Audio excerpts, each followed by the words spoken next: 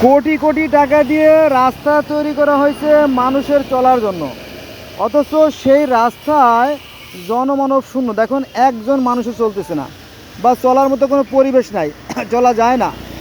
দেখেন, কোনো পথচারী নাই, একেবারে মরু শ্মশান হয়ে গেছে। ওই পাশে দেখেন একই অবস্থা। কারণ এখানকার যে স্থানীয় যারা প্রশাসনে যারা আছে, সেই দুর্নীতিবাজ নেতারা এবং পুলিশ প্রশাসন মিলে এখানে নারকীয় কাণ্ড তৈরি করছে। এখানে চলার মতো কোনো পরিবেশ নাই। দেখেন,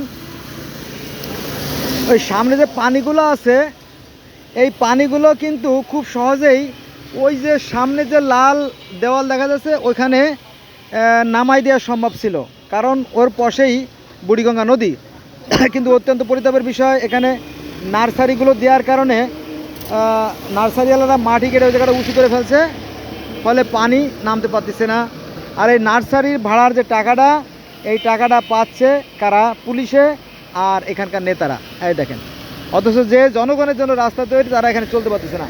হাইটের একজন মানুষ নাই, দেখেন, not a single piece of man. দেখেন, একজন মানুষ নাই, কারণ মানুষ এখানে চলতে পারে না, চলা যায় না। এই দেখেন,